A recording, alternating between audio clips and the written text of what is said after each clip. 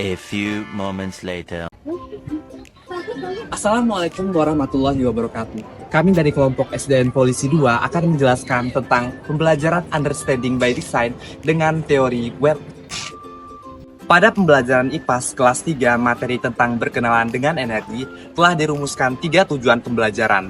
Yang pertama, dapat mengelompokkan gambar berdasarkan jenis energi, dan yang kedua, dapat menganalisis jenis perubahan energi yang terjadi dalam berbagai peristiwa di kehidupan sehari-hari, dan yang ketiga, dapat menyusun pengamatan tentang perubahan energi dan cara menghemat salah satu energi. Kemampuan peserta didik ini dapat terlihat ketika mereka sudah mampu mengelompokkan jenis energi dan mampu menganalisis jenis perubahan energi yang terjadi dalam kehidupan sehari-harinya. Tujuan pembelajaran ini sangat penting dan telah diturunkan berdasarkan capaian pembelajaran yang sudah ditetapkan oleh kurikulum kita. Salah satu penilaian tunjuk kerja yaitu dengan menilai kemampuan menerapkan siswa. Kemampuan menerapkan ini merujuk pada kegiatan, tindakan, aksi nyata dan implementasi dari pengetahuan yang mereka peroleh di kelas dan lalu diimplementasikan di kehidupan nyata. Kemudian, kriteria penilaian dilakukan yaitu meliputi 3 aspek. Yang pertama, aspek sikap, dinilai melalui observasi selama pembelajaran berlangsung. Kemudian, aspek pengetahuan, dinilai melalui soal evaluasi. Kemudian, aspek keterampilan, dinilai melalui pengerjaan LKPD. Untuk mengunggah pemikiran dan keterlibatan peserta didik dalam pembelajaran, guru dapat menghadirkan pembelajaran yang menyenangkan dengan memberikan permainan yang edukatif. Pada pengamatan kali ini, guru menggunakan game permainan pada quizzes dan permainan penyusunan kartu set kereta api. Dengan adanya permainan ini, dapat meningkatkan motivasi belajar dan keaktifan peserta didik dalam pembelajaran. Untuk menciptakan situasi pembelajaran yang dapat menuntun peserta didik untuk menciptakan ide-ide yang menarik dan konkret, guru dapat mengaitkan materi pembelajaran dengan contoh-contoh yang ada di kehidupan peserta didik. Contohnya, pada pembelajaran perubahan energi ini, guru memberikan contoh-contoh konkret yang ada di kehidupan peserta didik, seperti perubahan energi yang terjadi pada lampu, kipas angin, dan laptop. Dalam penyampaian materi perubahan energi ini, dirancang untuk mencakup semua kebutuhan gaya belajar peserta didik yang meliputi visual, audio, dan kinestetik. Pada gaya belajar audio, peserta didik diberikan materi dengan mengintegrasikan materi dengan dana-dana dan irama-irama sederhana. Sedangkan pada materi dengan gaya belajar visual, peserta didik diberikan gambar-gambar tentang perubahan energi dan memberikan video-video tentang perubahan energi.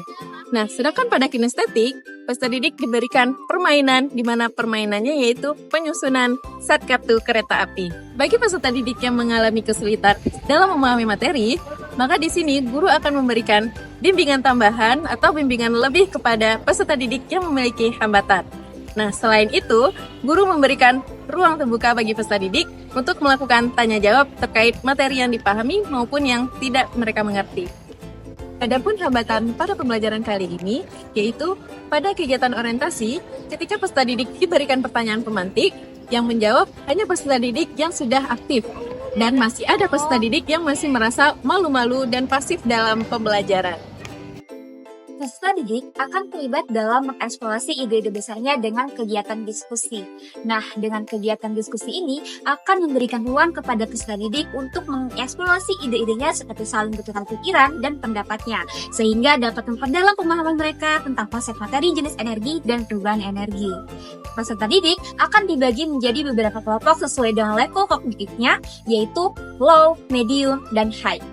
Nah, dari masing-masing kelompok ini akan diberikan LKPD yang berbeda. Dengan menciptakan lingkungan belajar yang interaktif, guru dapat mendorong siswa aktif dalam proses pembelajaran. Melalui kegiatan diskusi, kelompok, dan pertanyaan terbuka. Nah, pertanyaan terbuka ini seperti ketika kita menggosok-gosokkan tangan, apa yang kalian rasakan? Nah, rasa hangat itu datangnya dari mana?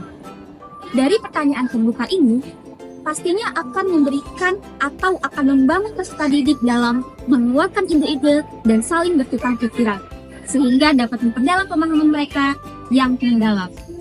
Selain itu, memberikan umpan balik yang konstruktif, guru dapat membantu peserta didik untuk mengidentifikasikan area mana yang perlu diperbaiki dan mengembangkan keterampilan pemecahan masalah. Proses refleksi harus dilakukan secara teratur, guna untuk memantau perkembangan peserta didik. dan mengidentifikasi kekuatan dan kelemahan diri. Cara membimbing peserta didik dalam melakukan penilaian adalah dengan melakukan refleksi. Guru dapat membantu peserta didik untuk menulis catatan harian mengenai pengetahuan dan tingkah laku mereka. Kemudian evaluasi. Evaluasi ini dilakukan untuk mengetahui tingkat kesulitan. Penyesuaian diri dapat membantu peserta didik untuk menemukan area yang masih memerlukan peningkatan. Misalkan, guru dapat membantu peserta didik untuk memberikan pembimbingan selama proses pembelajaran. Keterlibatan peserta didik dapat dilakukan dengan cara membagi peserta didik dalam kelompok, melakukan refleksi secara berkala, serta melakukan umpan balik yang positif. Cara membantu peserta didik untuk melakukan penyempurnaan dari pengalaman dan apa yang dibutuhkan adalah dengan melakukan umpan balik dan refleksi, serta dengan tes yang diberikan oleh guru. Untuk mengakomodasi kebutuhan belajar peserta didik seperti minat, gaya belajar, perkembangan, serta pengetahuan agar pembelajaran terarah dapat dilakukan dengan cara menciptakan pembelajaran yang berdiferensiasi. Pembelajaran yang berdiferensiasi memiliki 3 strategi, yaitu pembelajaran berdiferensiasi konten, pembelajaran berdiferensiasi proses, dan produk. Pembelajaran berdiferensiasi dapat disesuaikan dengan gaya belajar peserta didik. Seperti peserta didik yang memiliki gaya belajar visual dapat menggunakan media pembelajaran PPT, video, atau infografis. Kemudian, peserta didik yang memiliki gaya belajar auditori dapat menggunakan metode seperti diskusi, debat, atau tanya jawab.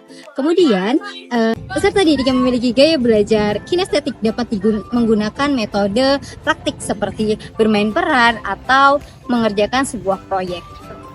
Pengalaman terbaik dalam mempelajari IPAS pada materi perubahan energi akan diperoleh peserta didik dalam kegiatan yang melibatkan kolaborasi dan observasi di lingkungan sekitar.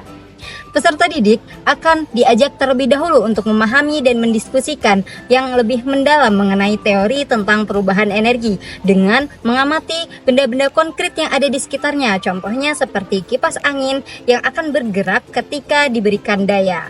Di sisi lain, kesalahpahaman dapat diminimalkan dengan menggunakan materi visual seperti PPT atau video animasi.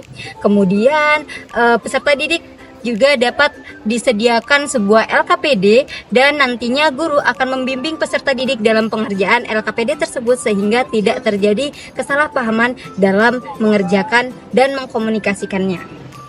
Lantas, untuk memaksimalkan keterlibatan dan efektivitas, kegiatan pembelajaran harus dimulai dengan mengenalkan konsep dengan cara yang menarik perhatian. Kemudian diikuti dengan eksplorasi konsep, kegiatan diskusi tim, sampai pada refleksi di akhir pembelajaran. Sekian penjelasan dari kami, saya akhiri. Wassalamualaikum warahmatullahi wabarakatuh. Give me something I can feel. Don't you